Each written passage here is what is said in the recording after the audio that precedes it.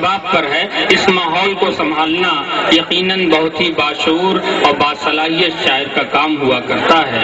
मैं चाहता हूँ कि अब आपको संजीदा माहौल से निकालकर तंज़ मज़ाह की दुनिया में लिए चलता हूँ। सारी जिंदगी संजीदगी का चादर ओढ़कर सो जाने का नाम नहीं, बल्कि गम और खुशी दोनों को संगम का नाम एक खूबसूरत जिंदगी है। हमारे फहरिस्त में एक नाम बादशाह प्रेमी का है।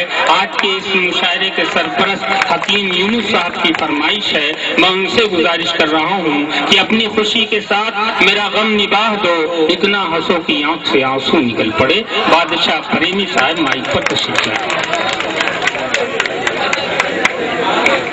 धन्यवाद। आपने हमको उठाया, ऊपर वाला आपको उठावे। वाह, अरे मुझे कह रहे हैं क्या आप? मैं एकदम मंच से उठने की बात कर रहा हूँ, आपको ऊपर जाने की बात नहीं कर रहा हूँ। ये डर ही गए थे बेचारे। हाँ, इरशाद। मैं सबको प्रणाम करते हुए और सीधे सीधे अभी आप मांसाहारी जो गीत सुन रहे थे, शाकाहारी की तरफ आपको ले चलता हूँ और शुद्ध शाकाहारी ये कविता मैं आपको सुनाऊंगा। पसंद आए तो कभी इसका भी टेस्ट लीजिए आप। सबसे पहले मैं आपको कविता के माध्यम से ही प्रणाम करना चाहता हूं और इसमें तमाम ऐसे लोग भी शामिल होंगे जिन लोगों का नाम मैं रखूंगा। उन लोगों को मैं दूर से प्रणाम इसलिए कर रहा हूं कि उतनी ही दूरी बनाए रखेंगे जितनी दूरी अभी है। और ये आगे की जो पैदावार है, ये मांसाहारी गीतों पर जैसे उछल रहे थे, अब ताकत देखना है कि शाकाहारी इनको कैसे पसंद आता है। कि कविता की बात शुरुआत करने के लिए लंच मंच पंच को प्रणाम करता हूँ मैं। कविता की बात शुरुआत करने के लिए लंच मंच पंच को प्रणाम करता हूँ मैं। ओ आलसिया वारे हो, शराबियों गजेड़ियों को दोनों हाथ जोड़ राम राम करता हूँ मैं। आलसिया वारे हो, शराबियों गजेड़ियों को दोनों हाथ जोड़ राम राम करता हूँ मैं। और चमचे दलालो सुध खोरो घुस खोरो मुँह जोरो लत खोरो का कलाम करता हूँ मैं। चमचे दलालो सुध खोरो घुस खोरो मुँह जोरो लत खोरो का कलाम करता हूँ मैं। और दुष्ट बेईमान नीच मूर्खों के साथ साथ जूता चप्पल चोरों को सलाम करता हूँ। दुष्ट बेईमान नीच मूर्खों के साथ साथ जूता चप्पल चोरों को सलाम करता हूँ मैं। उल्लुओं और गधों या बैलों को बार बार लगातार याद हर शाम करता हूँ मैं। और जितने घोटालेबाज चालबाज धोखेबाज सबको नमन सरेआम करता हूँ मैं। जितने घोटालेबाज चालबाज धोखेबाज सबको नमन सरेआम करता हूँ मैं। और गुंडे मुछ मुंडे, देखिए मुझ मुंडों की बात आती है तो हमारे संचालक महोदय को छोड़ के मैं कह रहा हूँ, क्योंकि मुशायरा में नष्ट भ्रष्ट नहीं करना चाहता हूँ। और कुछ लोगों को ऐसे भी मैंने छूट दे दिया है, क्योंकि मुझ मुंडों की संख्या दिनों दिन बढ़ती जा रही है। कुछ शायर और डॉक्टर, मास्टर, नेता, अभिनेता, छात्र और छक्का, ये लोग मुछ नहीं भी रखे तो भी कोई बात नहीं। कि गुंडे मुछ मुंडे अर्धनारी दुराचारी और व्यभिचारियों की वंदना तमाम करता हूँ मैं। और प्रेमी बादशाह मेरी कविता गवाह रहे, हास्य व्यंग लिखने का काम करता हूँ मैं। प्रेमी बादशाह मेरी कविता गवाह रहे, हास्य व्यंग लिखने का काम करता हूँ मैं। और सुनिए श्रीमान, मान मेरा जो बढ़ाएंगे तो स्वर्ग में सम्मान बिन मांगे आप पाएंगे।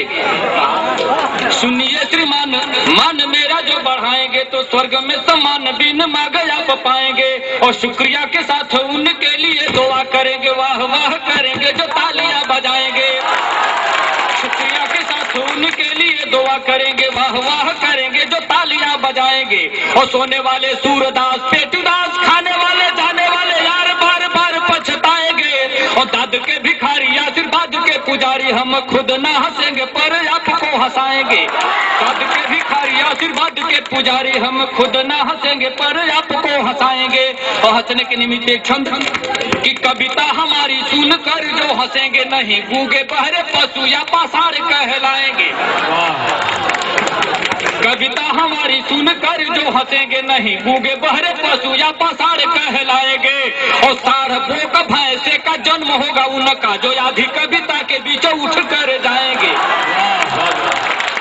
सारबों का भैंसे का जन्म होगा उनका, जो आधी कविता के बीच उठ कर जाएंगे। और बातचीत शोरगुल करेंगे वो बकरी या भेड़ का ही रूप अगले जन्म पाएंगे। बातचीत शोरगुल करेंगे वो बकरी या भेड़ का ही रूप अगले जन्म पाएंगे। और मेहरी से मारनी तो खाएंगे वो 5 लाख, हूट जो करेंगे मुझे मंच से भगाएंगे। मेहरी से मारनी तो खाएंगे वो 5 लाख, हूट जो करेंगे। बेचारे ये भी सोच रहे होंगे कैसे इसको भगाएं। बुला तो दिया है इन्होंने, अब ये चिंता में पड़ गए हैं। अगर आप एक बार जोरदार ताली बजा देते हैं। देखिए, ताली बजाने से एक बात सबसे अजीब मैं बता रहा हूं आपको, स्वास्थ्य लाभ मिलेगा आपको। मैंने ताली बजाने वालों को कभी अस्पताल में नहीं देखा है, 100% कभी नहीं देखा है। आप भी ताली बजाएंगे, स्वास्थ्य लाभ होगा आपको। और अच्छी बात है, अभी आप गोरखपुर से आए हैं, अब तो धीरे धीरे प्रथा ये चल ही गई है जब, तो आप कोई न कोई पद नहीं, मेयर तो कम से कम गांव के प्रधान तो हो ही सकते हैं। ताली बजाने का अभ्यास आप करें। और मैं चाहता हूं, चूंकि भोजपुरी भाषी क्षेत्र है, अभी आपका आदेश भी हुआ था एक भोजपुरी कविता के लिए, जिस कविता से हमारी पहचान बनी। सज्जनों, मैं चाहता हूँ आपके सामने सीधे सीधे परोसना। 2 मुक्तक पहले सुनाऊंगा आपको भोजपुरी का, अगर पसंद आए तो मैं कविता सुनाऊंगा। कि नइखे लहो तलहरा मत लगाओ, नइखे लहो तलहरा मत लगाओ, लार चुआ के लसहरा मत लगाओ। नइखे लहो तलहरा मत लगाओ, लार चुआ के लसहरा मत लगाओ। आपो न गोरे के सांसे जब नइखे तो दूसरे के माल खाती पहरा मत लगाओ। क्या कहने बादशाह साहब, वाह वाह वाह, अच्छा बादशाह है। यही नस्ल के गौरी देखली, यही नस्ल के गौरी मुफ्तक कि धन के दान आज धर्म कहल जाता, मर के पूजावे ओके बरम कहल जाता। धन के दान आज धर्म कहल जाता, और मर के पूजावे ओके बरम कहल जाता। और 3 हिस्सा लोग के ढपाए है तनकी भर, उतने ढपलका के स्वरम कहल जाता। इहो एगो सामाजिक विडंबना देखिए।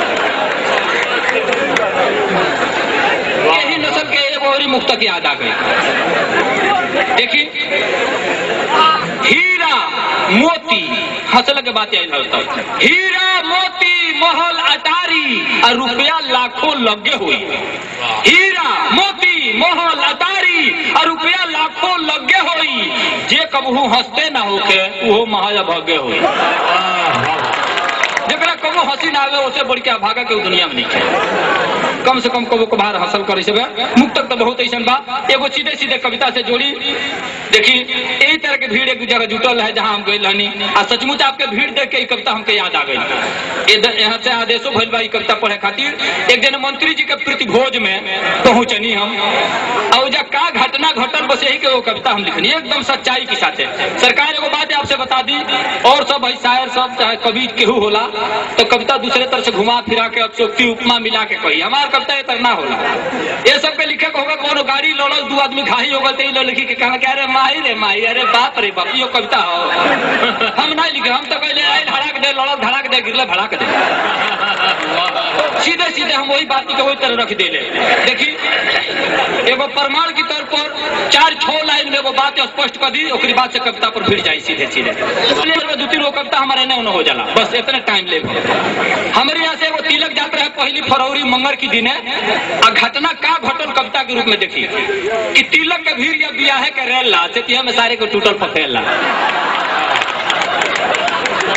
तिलक के भीड़ अब बियाह के रेला से में सारे को टूटल फफेला। एक कहला फफेला एने कमांडर ओने रहे मार्शल, तिलक बारात दोनों भय रहे पार्सल। रहे बंजरिया बाजारी के मोड़, हाथ साफ कैले का लागल होड़। मार्शल के ड्राइवर उतर आये ढाई से, मोरलस इस मोहम्मदा के 1 फाइट ठाई से। हमने की ओर जो टैक्सिया चलाओ तो इस मोहम्मद नाम है, भगवान मुख करके इस मोदी जाओ। टैक्सी के ड्राइवर उतर आये ढाई से, अब मरल इस मोहम्मदा के एक फाइट ठाई से अब टैक्सी के लोग सब चल आए नीचे, मार्शल ड्राइवर के लागो लोग खींचे, वो सारे बैठे रहे शीशा गिरा के भीतर हुकाई भेल पहुंचा घुसा के। लोग देखी ले तो हम मानी लेना है क्योंकि हाथ गोड़ बांध दे, अगर केहू हाथ गोड़ बांध के केहू ढाई देता तो मुंह कदी मार के अकेले हम लगने एक आध हाथ हम जब फेरे तो लगल द्वारका सिंह अगुए से घेरे, अब भीतर बलवंता घुसा दल हाथ है तबले तो बाहर को धोल हाथ है। अब मजगर बवाल भोल बन गल खीसा, मरलस रहा समूह तो फूट गल शीशा। मंगल के दिन रहे पहली फरौरी, सब कहे कहे मार तनी औरी, जे जाऊ केहू छोड़ावे नहीं ओकरा के।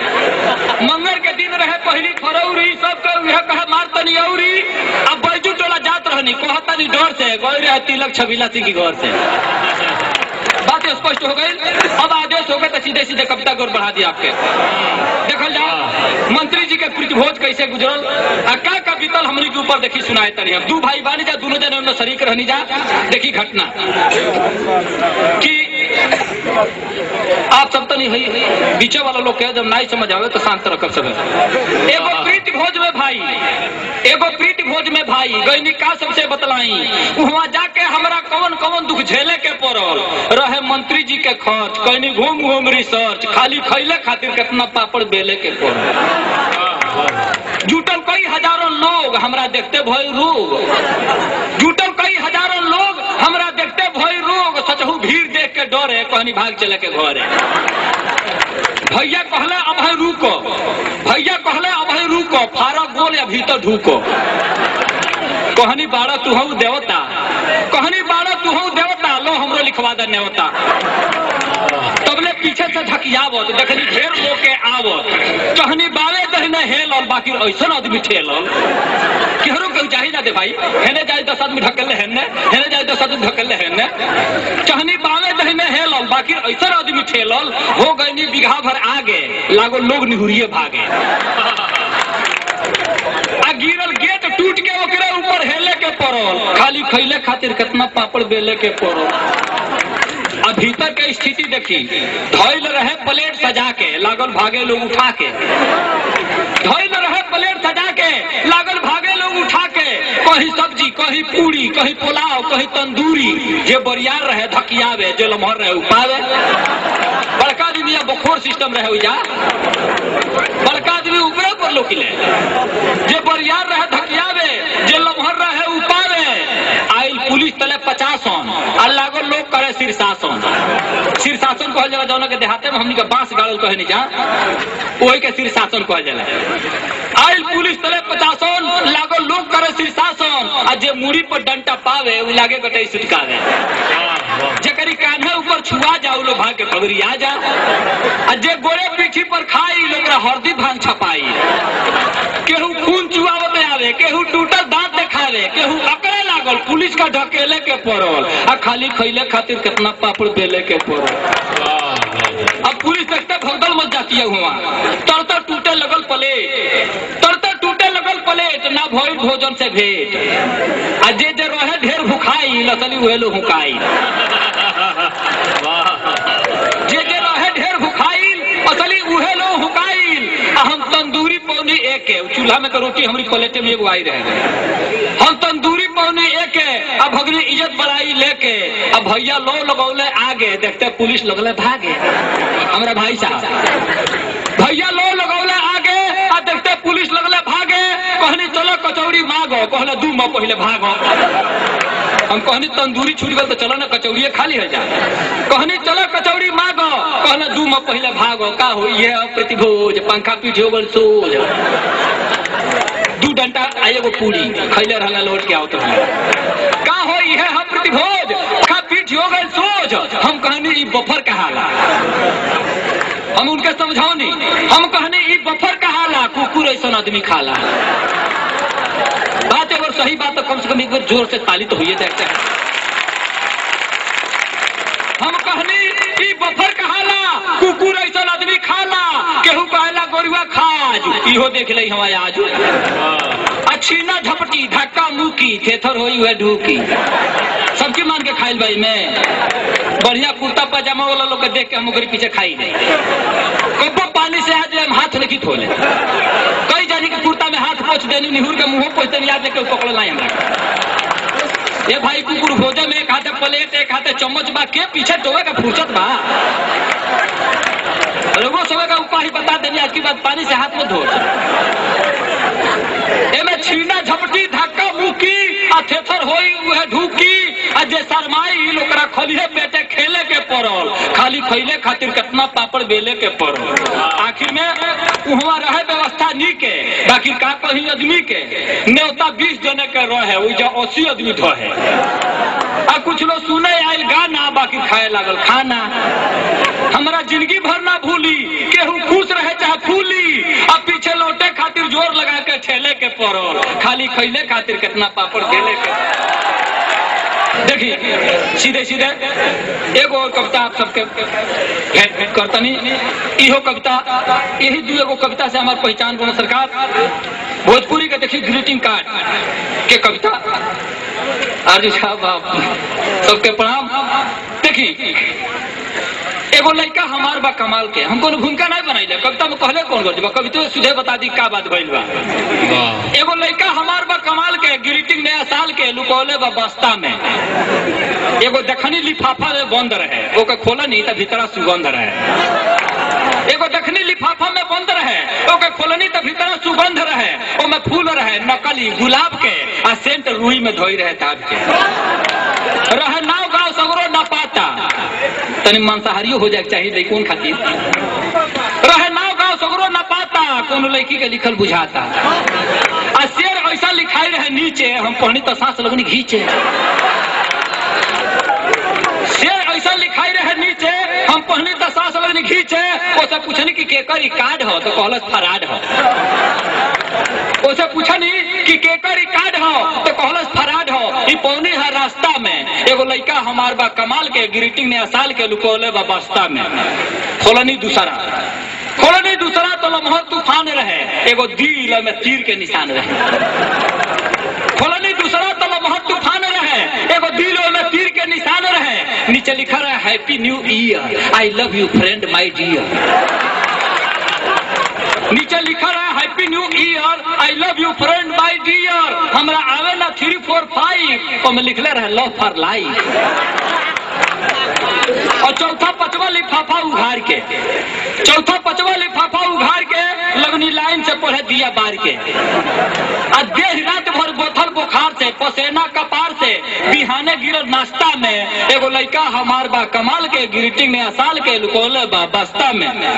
एगो म्यूजिक वाला ग्रीटिंग कार्ड रहे, एगो खोलत में कहे आई लव यू, एगो खोलत में कहे आई लव यू। कुछ बोले ना बंद होके जबू, हम तो अचरे से हो गए नी पागल, हमरा सगरो से नीक उहे लागल। हम तो अचरे से हो गए नी पागल, हमरा सगरो से नीक उहे लागल। ओके लगने हम फोन करे खोले, एके बतिया बार बार बोले। ओके लगने हम फोन करे खोले, एके बतिया बार बार बोले। कहनी लड़का हमार होशियार बा, एके बोलल डांटल बेकार बा। कहनी लड़का हमार होशियार बा, एके बोलल डांटल बेकार बा। एकरा प्यार के दिमागी बुखार बा, हमार कौन कार बा, ई बुझा था सस्ता में।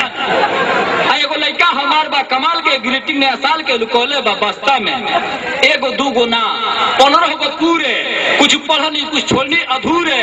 कहीं फिल्मी हीरोइन के चित्र बा, कुछ नंगटे उघारे विचित्र बा। कहीं नाक आंख गाल के बड़ाई, रहे नौका विज्ञान के पढ़ाई। हमरा लागल कि यह बात मेल बा, सगरो टीवी या सीडी के देन बा। हमरा लागल कि यह बात मेल बा, सगरो टीवी या सीडी के देन बा। एगो पश्चिम से आयल बा आन्ही, पश्चिमी सभ्यता सरकार। एगो पश्चिम से आयल बा आन्ही कि सोना के पानी मिलौले बा जस्ता में। एगो लड़का हमार बा कमाल के, ग्रीटिंग नया साल के लुकोले बा बस्ता में।